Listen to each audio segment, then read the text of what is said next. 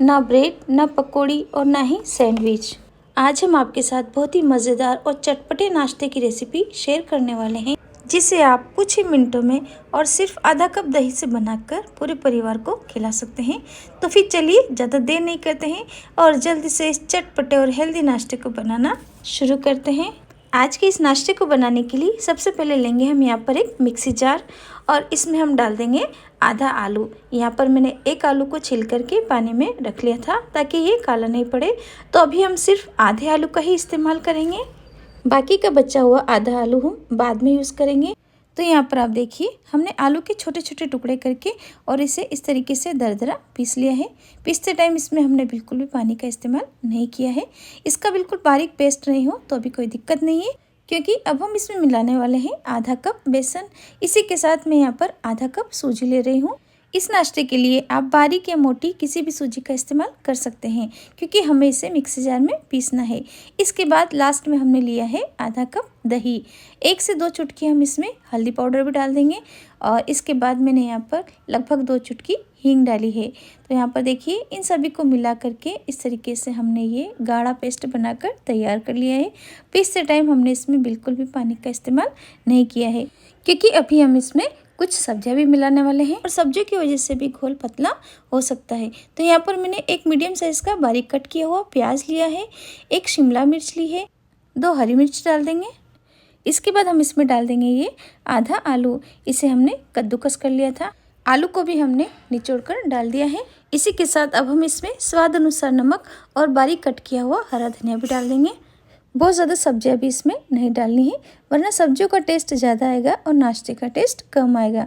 यहाँ पर मुझे घोल थोड़ा गाढ़ा लग रहा है, तो मैं इसमें लगभग 2 से 3 टेबलस्पून पानी डाल दूँगी और इस तरीके से मिला करके पकौड़ी की तरह हमें घोल तैयार कर लेना है। इससे ज़्यादा पतला घोल आप नहीं रखें। तो देखिए घोल बन करके तैयार हो चुका है। अब लास्ट में हम इसमें डालने वाले हैं 1 टेबलस्पून ऑयल। सब्जियां और ऑयल डालने के बाद आप घोल को बहुत ज़्यादा देर तक नहीं छोड़ें, वरना ये घोल और भी ज़्यादा गीला हो जाएगा। और इसमें हम तुरंत ही ये इनो डाल देंगे। इनो की बजाय यदि आप चाहें तो आधी छोटी चम्मच बेकिंग सोडा भी डाल सकते हैं। और ये देखिए इनो डालने के बाद तुरंत घोल अच्छे से फूल चुका है। तो चलिए अब ज़्यादा देर नहीं करते हैं। इस तरफ हमने कढ़ाई में पहले ही पानी गर्म होने के लिए रख दिया था और इसमें हम ये थाली रख देंगे। थाली को भी हमने पहले से ही ऑयल से ग्रीस करके रख लिया था। घोल को थाली में डालने के बाद इसे लगभग 10 से 12 मिनट के लिए मीडियम फ्लेम पर स्टीम करना है, ताकि ये अच्छे से पक जाए। और लगभग 10 से 12 मिनट बाद जब इसका कलर हल्का सा चेंज होने लगे, यानी कि अच्छे से फूल जाए, इस तरीके से टूथपिक या चाकू डाल करके देख लीजिए। यदि ये बिल्कुल क्लीन निकल रहा है, यानी कि अच्छे से पक चुका है, तो इसे निकाल करके ठंडा होने दीजिए। और लगभग 8 से 10 मिनट बाद जैसे ये ठंडा होने लगेगा, ये इस तरह से किनारों से आसानी से निकलने लगेगा। तो बस एक बार हम चाकू घुमा लेंगे और फिर इसे कट कर लेंगे। तो कट करने के लिए आप अपनी पसंद से इसे कोई भी शेप दे सकते हैं, लेकिन मैं आज यहाँ पर इसे ट्रायंगल शेप दे रही हूँ, क्योंकि शेप कोई भी हो इससे स्वाद में तो कोई फ़र्क नहीं पड़ेगा। लेकिन बच्चों को कुछ नया दिखता है तो वो जल्दी से इसे खाने को दौड़ पड़ते हैं।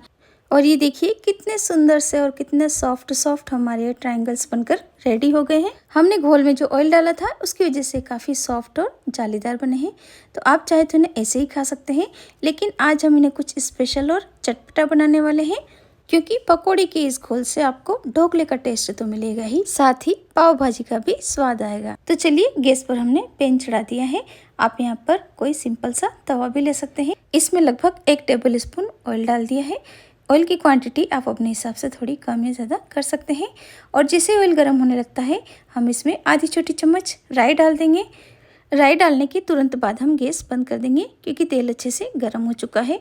इसके बाद यहाँ पर कुछ मीठा नीम की पत्तियाँ और 1 छोटी चम्मच सफ़ेद तिल डाल देंगे, क्योंकि यदि तेल ज़्यादा गर्म रहेगा तो ये तिल बहुत जल्दी जल जाएंगे और हमें इसमें बहुत ज़्यादा मसाले मिलाने की ज़रूरत नहीं है।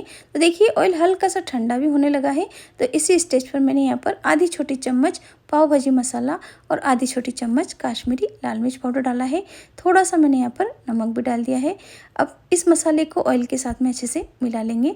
ऑयल बहुत ज़्यादा गर्म नहीं है, यदि ऑयल ज़्यादा गर्म होगा तो ये मसाला बहुत जल्दी जल जाएगा। मसाले को तवे पर अच्छे से फैला लेने के बाद अब एक एक करके ट्रायंगल्स इसके ऊपर रख देंगे और गैस का फ्लेम बिल्कुल धीमा करके इसे उलट पुलट करते हुए 2 से 3 मिनट के लिए सेक लेंगे, ताकि मसाला इसके ऊपर अच्छे से लिपट जाए और ये हल्के से गर्म भी हो जाए।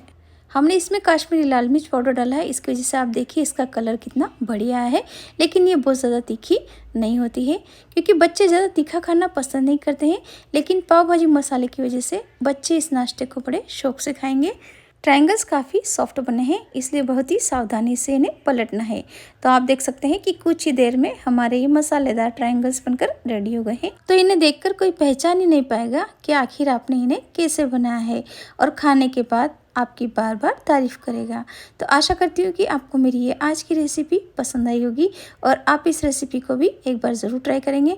यदि आज की आपको रेसिपी पसंद आती है तो प्लीज़ आप इसे एक लाइक ज़रूर कीजिए और मेरे चैनल को सब्सक्राइब करना ना भूलें।